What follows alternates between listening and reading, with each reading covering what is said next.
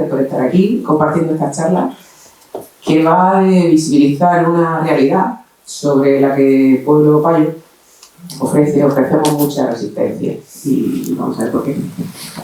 Yo soy Cari, pertenezco a la Asociación de la Memoria Histórica de Cartagena y tengo el honor de que me han pedido compartir, presenté a esta persona tan interesante que es Miguel Ángel y también a Carmen, que es técnica del ayuntamiento. El pueblo gitano, del que vamos a hablar esta tarde, a partir de la voz del compañero, que es Miguel Ángel Vargas, y lleva por título Hacia una lectura crítica y gitana española de Porragmos, el holocausto negado de los gitanos y las gitanas europeas.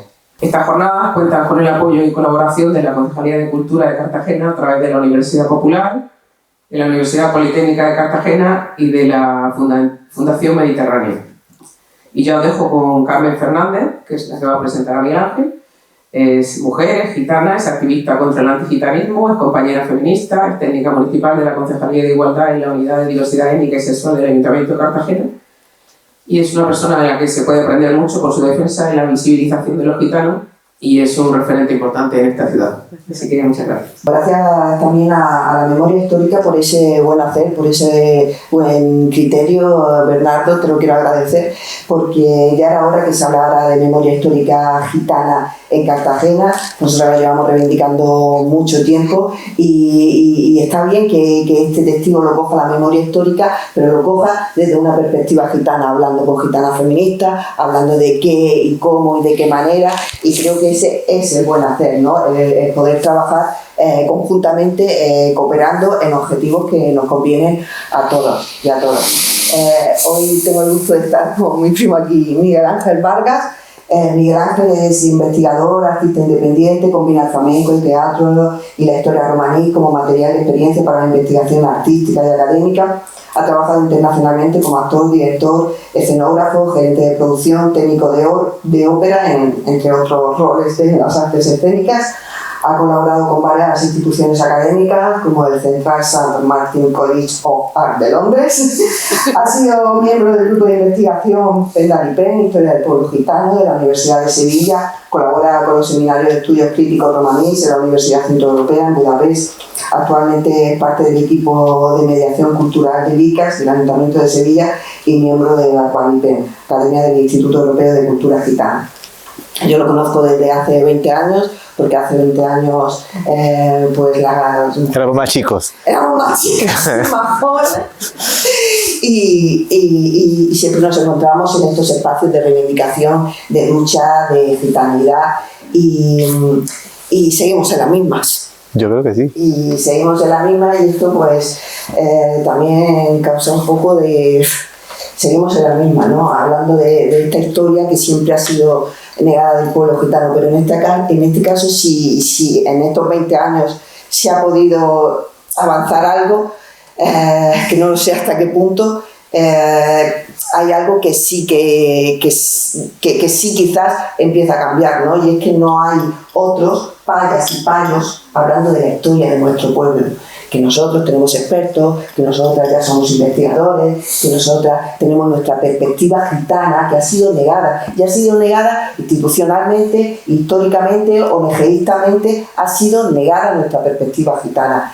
Y por fin creo que por lo menos hoy dos voces gitanas están aquí para expresar y para contar esa historia tan negada y tan borrada del pueblo gitano. Gracias primero por estar aquí. Y antes de empezar, pues me gustaría compartir un pequeño vídeo que hice hace unos días. Hola a todos, esto es, bueno, un pequeño vídeo que quiero hacer casi como recuerdo de esta exposición que con tanto cariño y tanto esfuerzo hemos conseguido realizar aquí en Factoría Cultural. Se llama, como veis, Chía Estoica de la Memoria Invicta. Es una selección de 33 dibujos que la Galería Kaidi Katz y Bohit Pankok, amigo y fotógrafo, productor y promotor cultural alemán, pues nos ha cedido. La hemos dividido en 4 partes que tienen que ver con los momentos previos a a la anexión nazi de Austria y a los 3 campos donde Chilla Stoica fue llevada, ¿no? La hemos colocado así en estanterías porque entendemos que la memoria se suele almacenar y que por eso es necesario, pues, sacarla de los cajones y de los compartimentos y hacerla viva, compartirla. Y aquí hay un texto que compusimos donde básicamente hablamos de por qué no debemos usar la idea de que es un holocausto olvidado, porque eso implica que la memoria de las víctimas no se tiene en cuenta, con lo cual debemos mejor hablar de holocausto negado, ¿no? Y tampoco debemos usar la idea de que los artistas gitanos son naif, son como autodidactas en el sentido de que no tienen formación, ¿no? Como si la única posibilidad de tener una voz propia, una estética propia, una forma de posicionarse contra el mundo o frente al mundo o por el mundo fuera a través de la formación académica y otras formas, otros espacios de formación, ¿no? Hay algunas imágenes que están como organizadas como de forma más singular, ¿no? Otras tienen más relaciones entre grupos. Y hay una serie de patrones comunes.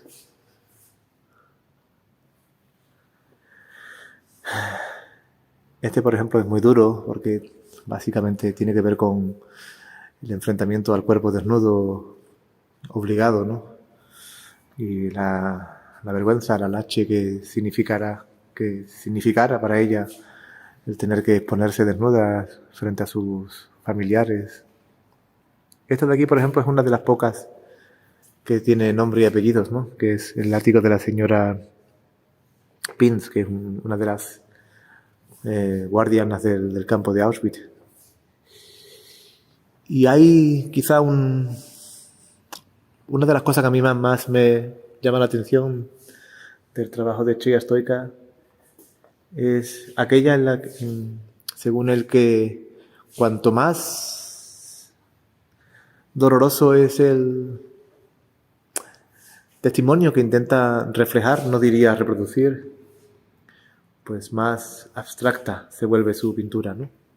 Hay un poco detrás y un poco de basura porque es que estamos trabajando en otra cosa. Este, por ejemplo, es muy duro.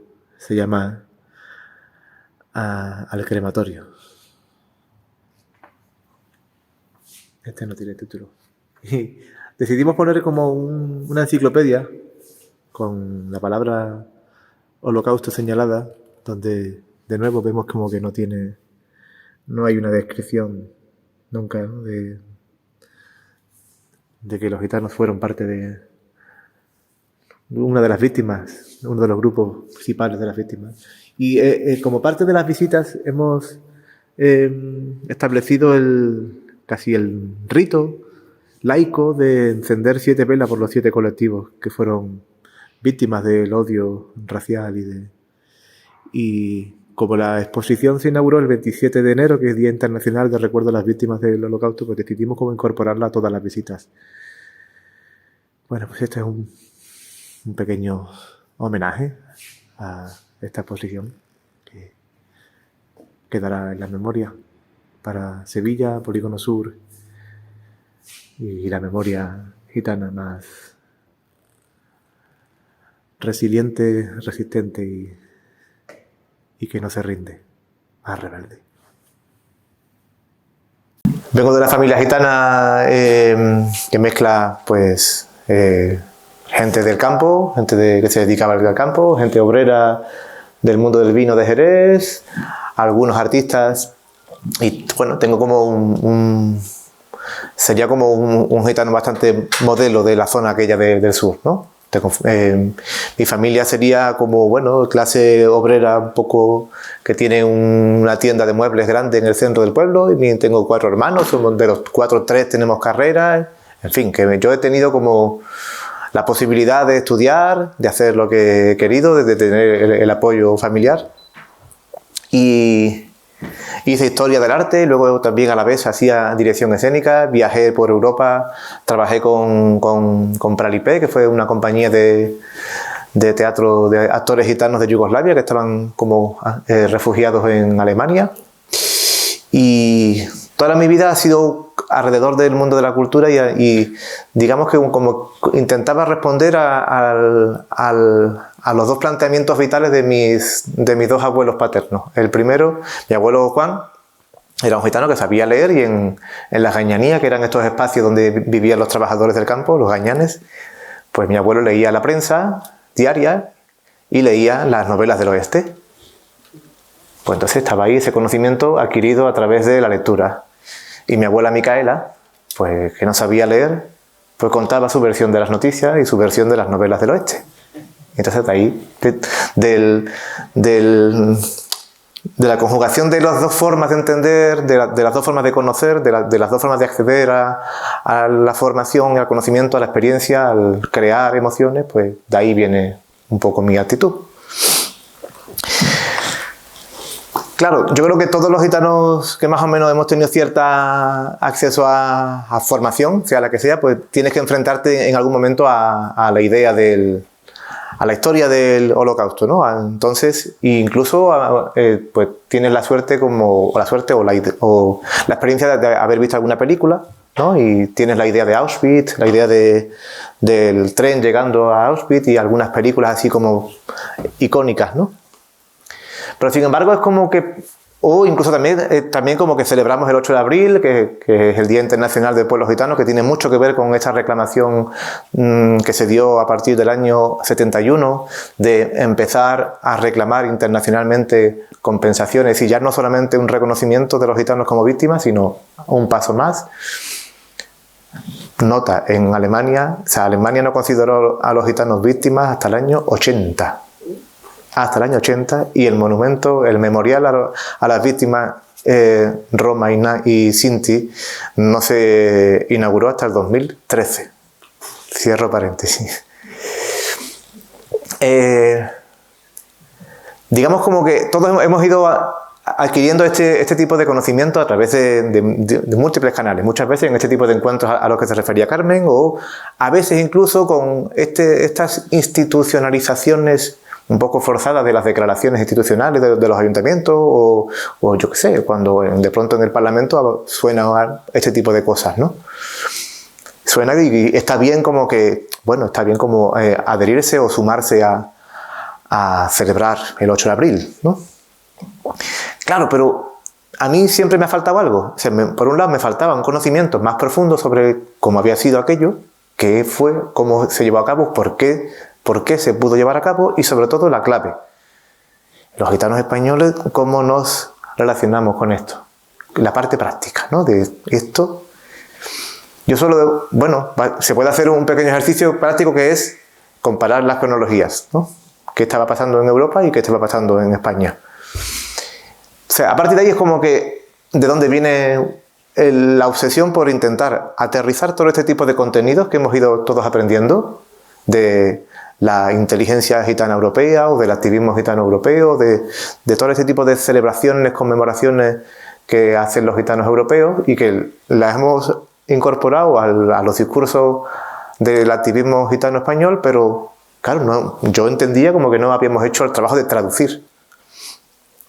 Vale, eso por un lado, ¿no? Es como que por ahí viene una parte de lo que decía antes de la posicionalidad del historiador, de dónde parto. El mismo día que hice este vídeo, esto está en Polígono Sur, está entre Las Vegas, Los Verdes y Las 800, que son como tres zonas, bueno, para no usar los adjetivos que usa la prensa, yo suelo decir como que es una zona donde la gente vive no solamente 10 años menos, sino a veces hasta un poco más. Ahí hay muchísima gente pobre. Entonces, ese mismo día llego a Factoría por la mañana, a las 9, y veo mucha policía local, mucha policía nacional, una furgoneta llena de operarios con los chalecos amarillos y los cascos, funcionarios judiciales,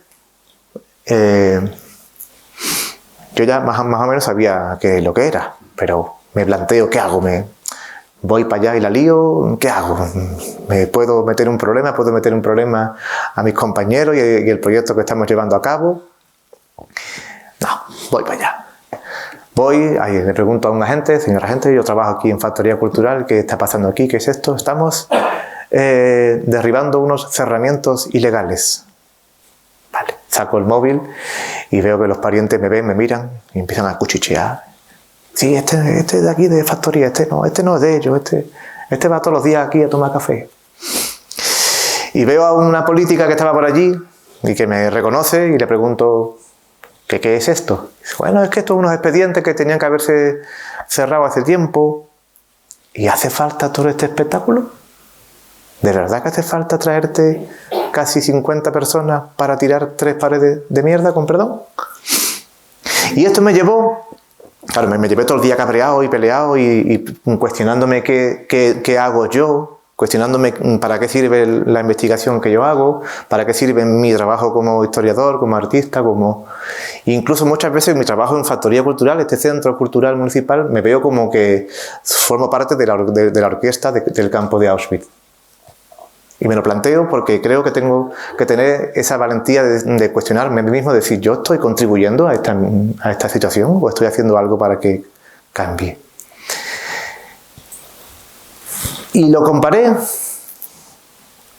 salvando evidentemente las muchas diferencias, pero para mí la lógica es, al igual que Karl Marx intentaba explicar los orígenes de la pobreza en el Capital, es decir, descubrir cuál era el mecanismo a través del cual se acumulaba la riqueza, ¿no?, en manos de unos pocos y por qué. Pues lo mismo, mi trabajo como historiador es entender de dónde parte toda esta jerarquía de poder que no solamente jode a los gitanos, sino a todas las minorías, bueno, entendidas como minorías, o de dónde viene, ¿no?, esto, ¿no? Y en el año 41, cuando los alemanes empiezan, 41-42, empiezan a llegar a ocupar la actual Ucrania, los países bálticos, que casi un año antes había sido ocupada por los soviéticos, es como que era una zona que había estado doblemente ocupada, ¿no? Pues llevaban a cabo una serie de rituales que entraban en los pueblos y no era simplemente mandar a las SS y agrupar a los gitanos o a los judíos y meterlos y pegarles tiros, sino que hacían todo un ritual con simbología nórdica, con antorchas, con música, con marchando por las calles principales de los pueblos. Claro, y aquel espectáculo no era tanto con la idea de minar la dignidad de las víctimas, sino para que los vieran aquellos que estaban mirando por las ventanas. Incluso hasta lo documentaban. Entonces me parecía como que era como un ritual. Lo que yo había visto por la mañana era la misma lógica.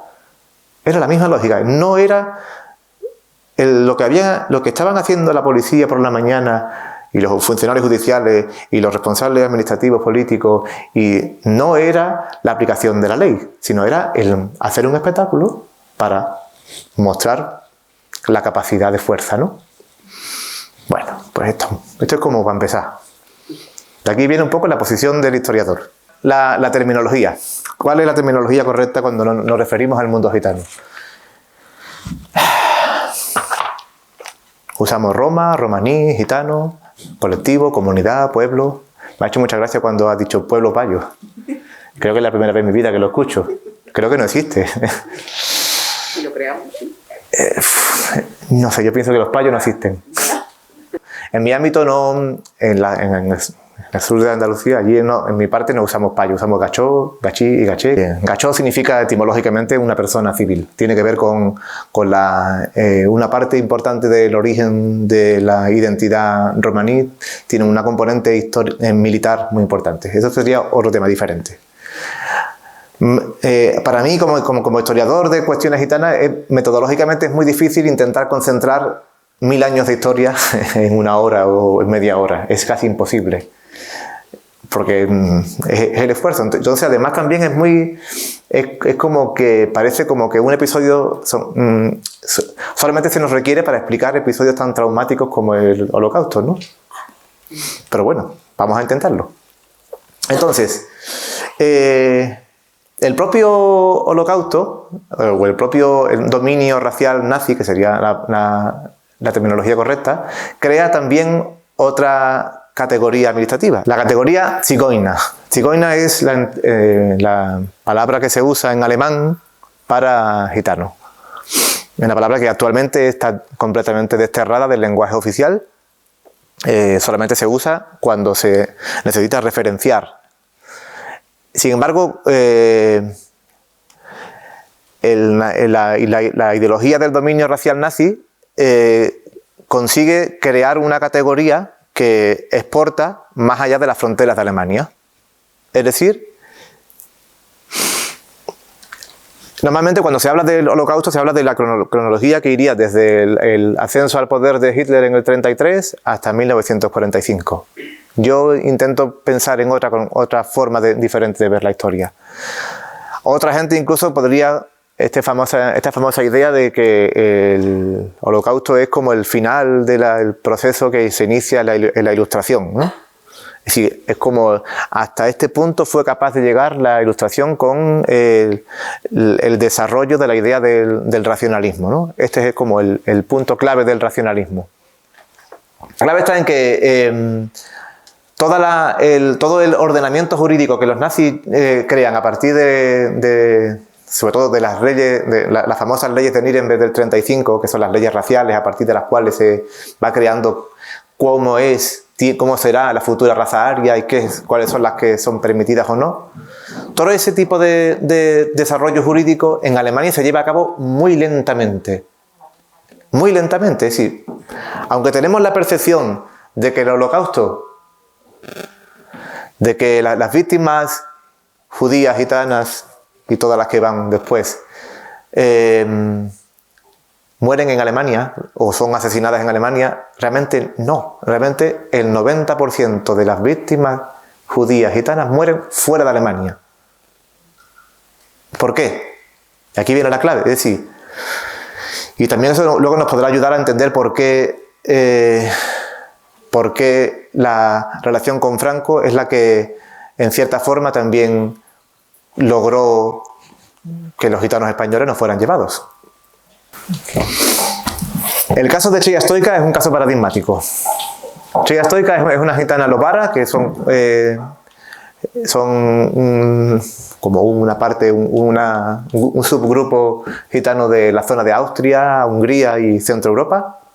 Su familia se dedica principalmente al negocio de caballos y con la anexión nazi de Austria, el Código Civil austríaco deja de existir, los ciudadanos austríacos dejan de ser austríacos, con lo cual incluso la protección que las minorías religiosas y étnicas tenían, la poca que tenían en ese tiempo del Imperio Austrohúngaro, cae completamente. Si todas aquellas personas dejan de tener ningún tipo de protección del Estado. El Estado austríaco deja de existir.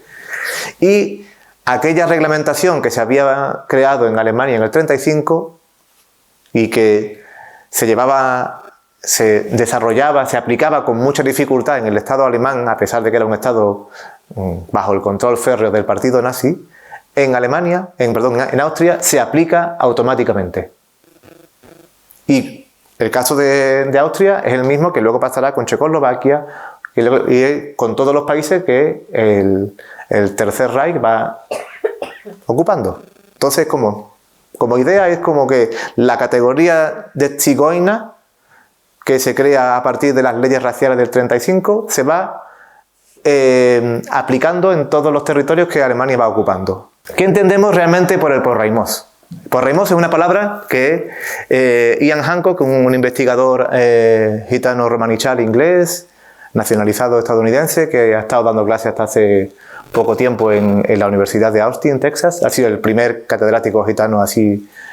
Pues él es uno de los que establece el uso de esta palabra para no usar la palabra holocausto. Él dice que la escucha de gitanos de Centro Europa significaría devoración. Hay otra palabra que la crea Marcel Courtiade, que sería Samudaripen, que es una palabra compuesta que significaría Sa, todos, Mudaripen, asesinato. El asesinato de todos. Es decir, la idea es, al igual que los judíos hablan de la Shoah, para no hablar del holocausto, porque el holocausto es una palabra griega que significaría el sacrificio de 100 bueyes en honor a un dios. Realmente no tiene mucho sentido, ¿no? Pero sin embargo la hemos normalizado como parte del lenguaje. Bueno, pues a partir del año 90 y tantos, por ahí, se empieza a establecer el uso de la palabra porraimos a nivel internacional. ¿Qué entendemos? ¿Cuándo realmente? ¿Qué periodo? Como decía antes, el imaginario que tenemos como ciudadanos europeos o incluso como espectadores de películas internacionales sobre el holocausto, nos ha metido en la cabeza Auschwitz, ¿no? Auschwitz, cuando pensamos en el holocausto, pensamos en Auschwitz, automáticamente, pensamos en el tren llegando a Auschwitz. Sin embargo, cuando Auschwitz es realmente Auschwitz como fábrica, como máquina sistemática de matar, ya han sido asesinados más de la mitad de las víctimas totales del holocausto. Más de la mitad, es decir, con lo cual estaríamos diciendo que cuando Auschwitz es Auschwitz, que es a partir de Auschwitz, opera realmente un periodo concreto, que es desde noviembre del 42 hasta abril del 44.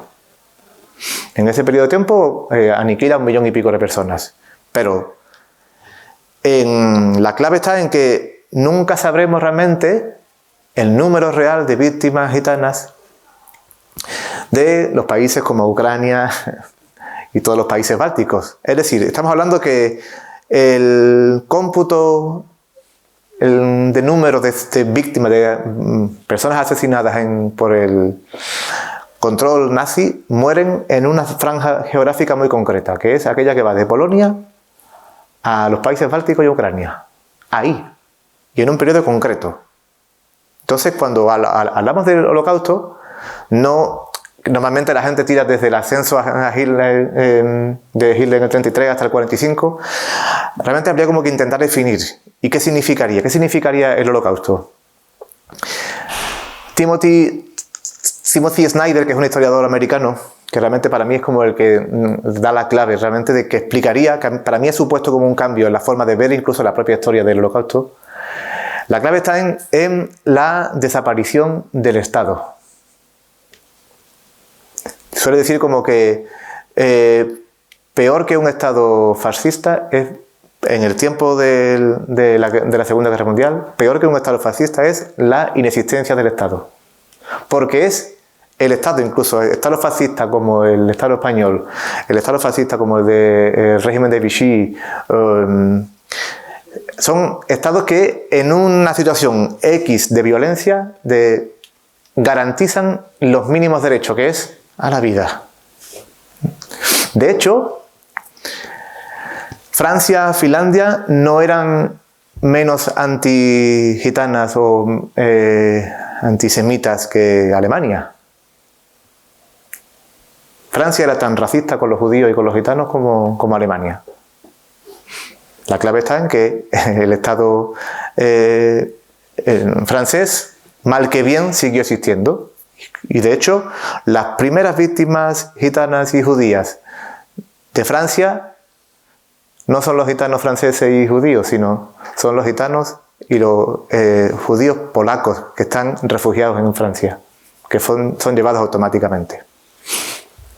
Con lo cual, cuando hablemos del holocausto, por Reimós o de la Shoah, tenemos que intentar cerrarlo en un periodo concreto y explicarlo con las razones de la inexistencia del Estado. Claro, normalmente además, como decía en el pequeño vídeo de mi Parkinson Producciones, la idea es de Roman y Ross. La idea esta de que no debemos hablar del holocausto olvidado, que es una frase hecha que te encuentras con mucha facilidad en la prensa. El holocausto olvidado de los gitanos. No es olvidado, las víctimas no olvidan. Y eso lo sabéis vosotros mejor que yo. es negado que es diferente. Desde los primeros momentos, desde el 46 prácticamente, por supuesto que ninguna víctima gitana fue llamada a testificar en Nuremberg, ninguna. Pero desde el 46 el tío Mateo Massimov, que es un escritor que nació en Barcelona además, de gitanos de origen ruso y belgas, nació en Barcelona y luego se crió en Francia y pasó parte de su juventud en los campos. Pues desde prácticamente el 46 él publica el primer artículo donde se plantea la necesidad de que Europa incluya en el reconocimiento a los gitanos. Durante los años 50 y 60 hubo una serie de activistas judíos y gitanos que intentaban elevar la voz. Hay uno, para mí, uno de los que es más, bueno, digamos que más divertido, que es Lionel Rotaru. ¿Lo conoces, Carmen? ¿Te suena?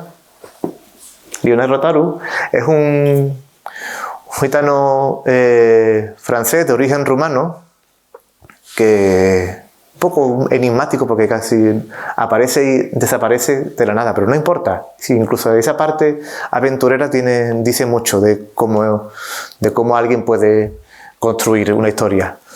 Lionel Rotaru, consciente de la necesidad de que los gitanos sean reconocidos como víctimas del Holocausto, pero también consciente de la imposibilidad legal de que los gitanos sean reconocidos como víctimas, crea toda una estrategia a través de la diplomacia. Entonces crea el Estado de la Romanestan y lo registra en su piso, en París. Y se presenta ante el mundo, ante las embajadas, como representante. A veces era como embajador de Romanestan, a veces era como rey de los gitanos. Y de hecho llegó a ir hasta Israel al juicio de Eichmann, como testigo. Pero es como que fue consciente de toda esta historia y como que como no me echan cuenta, yo me voy a inventar, voy a usar toda la propia mentira de la diplomacia, la voy a usar para darle la vuelta, ¿no? Un personaje fascinante, Lionel Rotaru. Y él fue el que creó, el que registra la idea de la Romanestan, la necesidad de un Estado gitano, con la misma idea que del Estado de Israel, pero con muchas diferencias. Entonces, más o menos, como que cuando hablamos del Holocausto judío y gitano y de los 5 grupos víctimas, intentemos como siempre circunscribirlo. Pero ¿qué pasa? Yo me suelo preguntar muchas veces en qué momento termina el Holocausto. Claro, además, ¿el Holocausto se entiende desde una perspectiva nacional? Porque cuando nos preguntamos, a mí me lo preguntan mucho, Miguel, ¿hay testimonios de gitanos españoles en los campos? Claro, me lo preguntan como que una cuestión nacional, ¿no? Y claro, el Holocausto no se entiende desde una perspectiva nacional, fue un episodio internacional, provocado por un Estado, que es el Estado alemán, pero que tiene un impacto en toda una geografía europea. Y eso implica la necesidad de un conocimiento que no tenemos todavía, ¿no? Es decir, cuando mi obsesión siempre es intentar traducir todo ese tipo de cuestionamientos, investigaciones europeas, traducirlas, entenderlas desde el ámbito gitano-español. Pues claro, ahí necesitamos hablar romano, hablar alemán, poder acceder a fuentes de otros idiomas. Sí, que es un trabajo complicado, muy difícil. Y que es ahora, como decía Carmen, es ahora cuando se está empezando a hacer. Desde hace como 10, 15 años empieza a haber por primera vez historiadores gitanos, historiadores e historiadoras.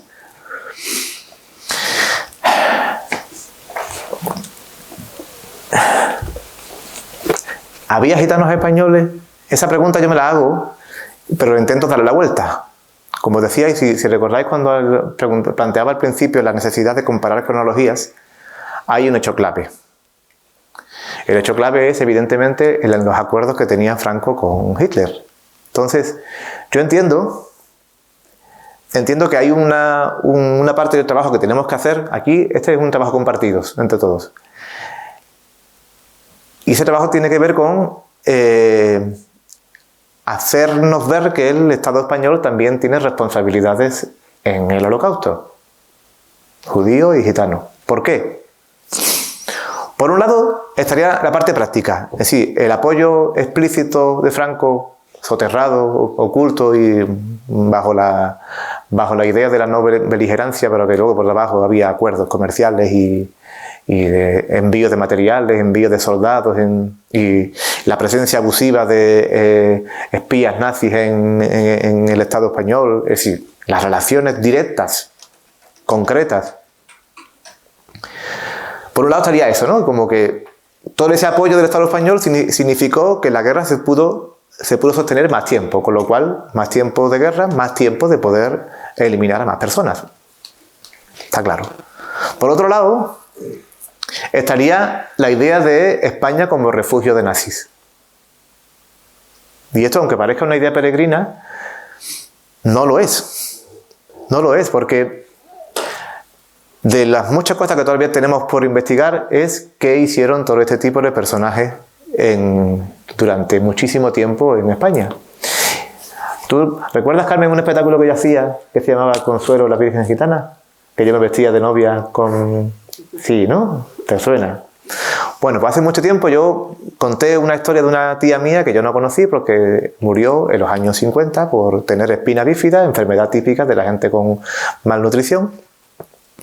Yo pude reconstruir su historia a partir de testimonios familiares y le pedí a mi madre su traje de novia, entonces como bueno, yo quería un poco contar su historia y a su historia en concreta le uní la de otras historias de mi familia. Bueno, pues todo esto yo lo llevé por ámbitos gitanos y bueno, fue una experiencia muy, muy buena, muy estéticamente muy fuerte, un trabajo actoral muy, muy duro. Bueno, pues hace un año, cuando empecé a darle vueltas más profundas a esta idea de intentar entender desde la perspectiva gitana española el Holocausto, me encuentro con un personaje. Mi tía falleció en un hospital para enfermos terminales en Chipiona, en Cádiz, en el Sanatorio San Andrés.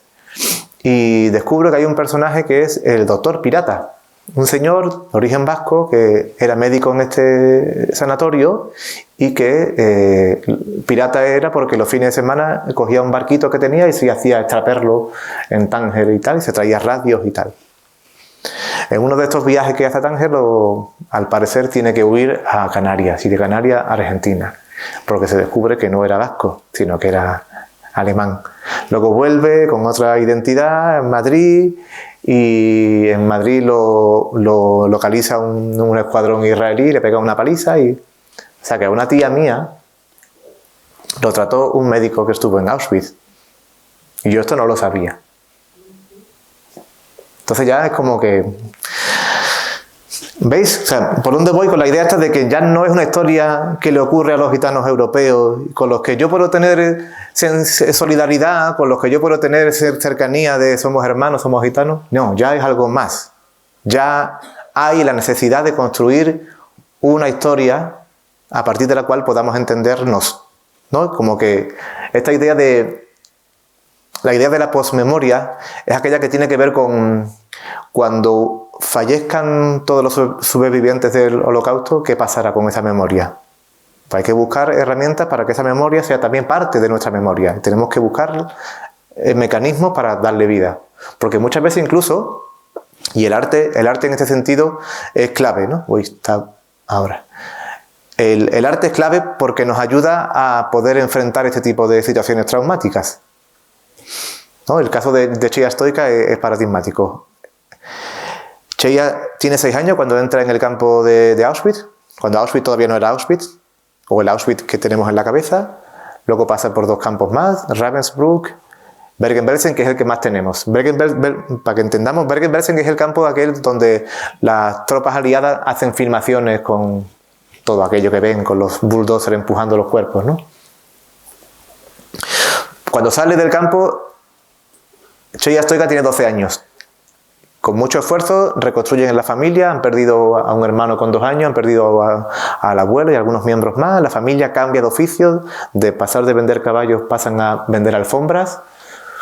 Se casa, tiene niños, pero nunca hablan de la experiencia. La lache les puede. ¿Sabéis lo que es la lache? La vergüenza, ¿no?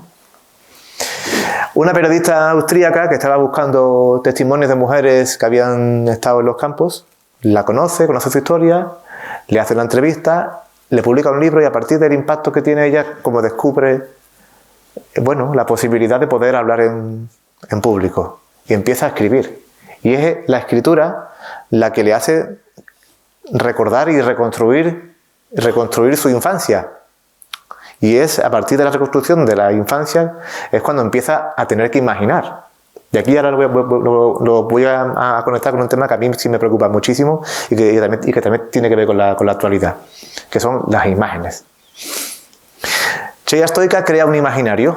Esta idea que yo comentaba en el vídeo de hay que enfrentar la idea esta de que los gitanos cuando pintamos, cuando creamos, somos salvajes, espontáneos, naif, somos pasionales.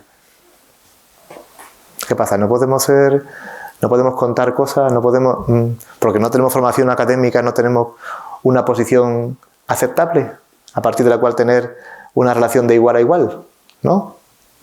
Es como que muchas veces hasta la propia institución, los propios museos, la propia academia sigue construyendo la idea del gitano como el otro, ¿no? Pues Cheya Stoica en ese sentido como crea un imaginario propio que tiene por un lado imágenes que vienen de su propio interior, que pueden tener influencia del surrealismo o del expresionismo alemán. También tienen a veces patrones que tienen, cómo organiza la imagen, pues tiene que ver con los patrones de las alfombras. Esta mujer, que tenía además una fortaleza tremenda, que había sufrido lo que había sufrido, sin embargo luego tenía esta capacidad de crear imágenes, de componer canciones, de crear un mundo cruel, o sea, bello, pero que reflejaba la crueldad, ¿no? Necesitamos ver para comprender. Claro, luego también está el debate de... Hay historiadores que dicen que sí, que es necesario, que el dolor que la verdad hay que mostrarla, que si aquello fue lo que fue, necesitamos documentar para poder testificar. No lo sé, yo no lo tengo claro. Lo que sí tengo claro es que, por ejemplo, en el caso de Cheya Stoica, como no tenemos imágenes, o apenas tenemos imágenes del proceso en medio, en ese sentido el arte, la literatura, las memorias han sido clave para poder reconstruir una memoria de la que no tenemos testimonios gráficos. La guerra termina en el 45, aunque hubo gitanos que estuvieron, sobre todo en el caso de Francia y en algunas partes de Alemania y Bélgica, hubo gitanos que estuvieron en los campos, porque era el único entorno seguro, hasta el 46 y el 47, imaginaros lo que es. No solamente no tengo dónde ir, sino es que no es seguro ir a ningún sitio porque todo el ordenamiento jurídico antigitano que se había creado muchas veces hasta previo al mundo, al ascenso de Hitler al poder, seguía estando en activo. Aquello que prohibía el movimiento, aquello que prohibía la vida gitana, ¿no? En el año 46, claro, Franco entiende que tiene que cambiar de estrategia y como que tiene que cambiar la imagen oficial del régimen a ser algo menos públicamente fascista. Y en este sentido, el cine tiene se convierte en una herramienta para poder dar una imagen diferente del régimen de Franco. Hay una película del año 51 de Luis Lucía que se llama Lola la Piconera, con Juanita Reina, donde es una obra, está inspirada, es una obra de Pemán del año 34 que fue un fracaso comercial en su momento y que, como digo yo, hubo que matar mucha gente para que se pudiera hacer una película con un guión de Pemán. Pues Lola la Piconera cuenta la historia de una cantante de Cádiz en la guerra de la independencia en 1812 que se enamora de un teniente francés y están los dos a las afueras de Cádiz hablando de dónde es posible su amor, ¿no? Y entonces dicen, nuestro amor solamente será posible en un mundo sin fronteras ni banderas. Y luego entonces en la película, en lontananza, aparece una caravana de gitanos. Como si fuera una película de Eisenstein, ¿no? Como de gitanos. Estamos hablando del año 50, 51. Gitanos como que no tienen nada que ver con el contexto español. Y cantan un tema así como muy épico, muy de coro ruso. Ironías de la vida. Este tema lo componen Quintero, León y Quiroga. Este tema lo saca Juanita Reina en un disco, en un single aparte, se llama Gitanos. En el año 71, la serie Rito y Geografía del Flamenco, no sé si os suena, si algunos sois aficionados al flamenco, una serie como en estilo neorrealista italiano, de 3 años, como 100 y pico de programas donde el flamenco se retrata en su hábitat. Entonces pues van todo el equipo de la televisión a las casas de los artistas flamencos, ¿no? Entonces hay uno de los programas lo dedican a María la Perrata, la madre de Lebrijano, y entonces esta mujer con su familia canta el tema Gitanos. Y ese tema se convierte en un himno para una parte de los gitanos de la parte aquella de la Baja Andalucía. Es como muy épico, ¿no? Y ese mismo año también lo graba Rocío Jurado. Y años después, un artista, un hijo de Concha Varga, una bailaora que tiene un grupo como de rock progresivo y monta un grupo que se llama Quentin Gas y Los Cíngaros y hacen como una versión rock de este tema. Un tema compuesto en el 51 que intentaba ocultar una realidad y que al final acaba siendo algo como... Esos son los mecanismos de la historia que hay que darle vuelta, que hay que moverla. ¿No? No sé si había entendido más o menos cómo ha sido la secuencia de cómo... O sea, si uno coge La Vanguardia del 46, que es en este año donde Franco empieza a intentar mostrar una imagen diferente, necesita mostrar al mundo que tiene adhesión popular. Necesita mostrar que de ser fascista se convierte en un anticomunista. Y para mí era importante intentar entender qué papel tiene el uso de la imagen de los gitanos en esos años. Y fue clave. Es decir, mientras que tú vas viendo en la prensa cómo se reflejan los juicios de Nuremberg, recordad que los juicios de Nuremberg fue un acuerdo internacional entre Rusia, Gran Bretaña, Francia e Inglaterra, donde cada uno pone a sus jueces o donde se intenta crear el ordenamiento jurídico que seguimos teniendo en cuanto al genocidio como categoría internacional de delito. Rafael Lemkin, el creador de la palabra genocidio o de la categoría jurídica, en la primera teoría de definición ya explicita que el genocidio tiene que ver con los judíos y con los gitanos. Sin embargo, otra vez es como que cuesta mucho pasar de las palabras, de la imagen, de lo etéreo a lo concreto. A mí como historiador del arte me interesa mucho analizar cómo el imaginario impacta en la vida real. Si cómo el cine, en este caso, se usa para hacer olvidar como técnicas de borrado de memoria. En el caso del contexto español es como que, por eso, y aquí será más o menos donde iré cerrando, ¿por qué a nosotros gitanos españoles no nos han contado esta historia? O nos han hecho entender que esta es una historia que no tiene que ver con nosotros. Nos han hecho conectarnos con un imaginario casi romántico, como que no tiene conexión con la problemática concreta real de los gitanos europeos. ¿Qué haremos cuando los supervivientes del Holocausto ya no estén? ¿Qué haremos? Sí, ¿cómo haremos que toda esta memoria... A mí lo que me interesa son que estas memorias concretas, la historia de Estrella Stoica concreta, una niña, una mujer con 53 años que decide reconstruir su infancia de los 6 a los 12 años. Pues a mí lo que me interesa es que esa memoria, de ser una memoria concreta, que se convirtió en un símbolo para los gitanos austríacos, para los gitanos europeos, sea también parte de vuestra memoria. Y aquí es una invitación también que hago a todos los compañeros que trabajan con la memoria histórica democrática de la República y el franquismo. Necesitamos ampliar eso.